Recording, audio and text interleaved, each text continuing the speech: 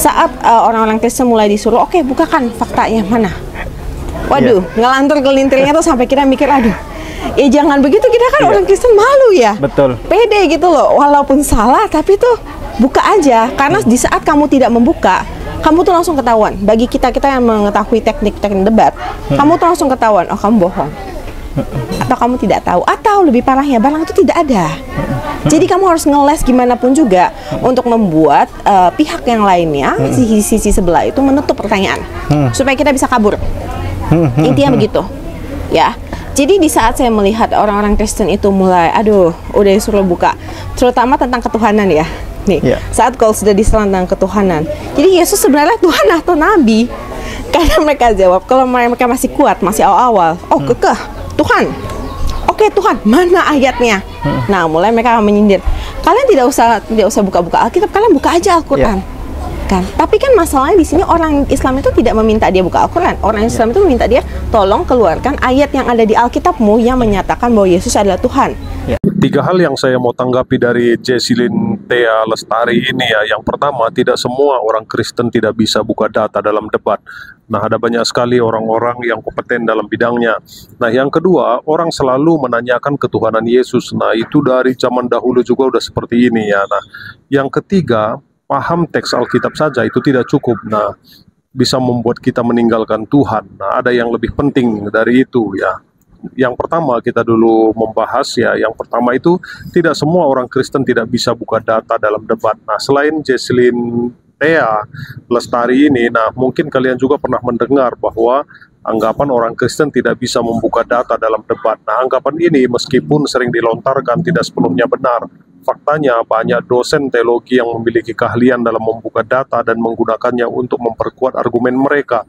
Nah, mengapa anggapan ini muncul? Nah, salah satu alasannya adalah ketidaktahuan tentang peran dosen teologi.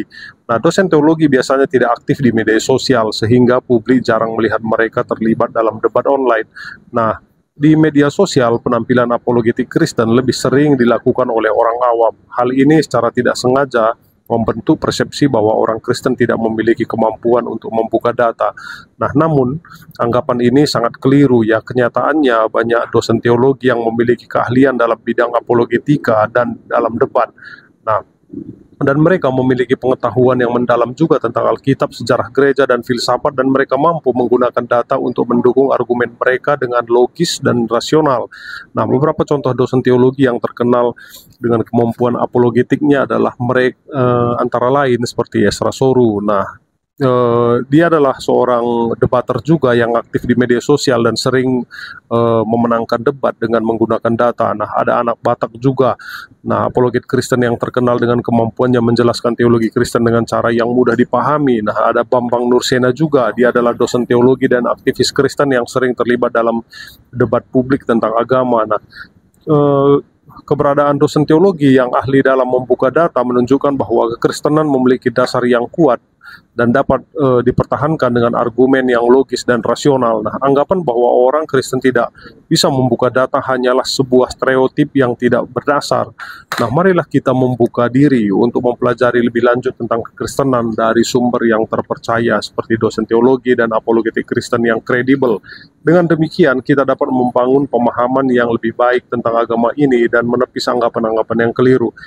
Ingatlah, di balik layar debat terdapat banyak orang Kristen yang berdedikasi untuk mempelajari dan menyebarkan kebenaran. Nah, yang kedua, orang selalu menanyakan ketuhanan Yesus. Nah, pertanyaan tentang ketuhanan Yesus telah menjadi topik perdebatan selama berabad-abad. Bagi banyak orang di luar Kristen, pertanyaan ini membingungkan dan menimbulkan keraguan. Nah, mari kita telusuri jejak ketuhanan Yesus dari sudut pandang sejarah. Nah, yang pertama itu kesaksian Alkitab. Nah, sumber utama informasi tentang Yesus adalah Alkitab, khususnya keempat Injil.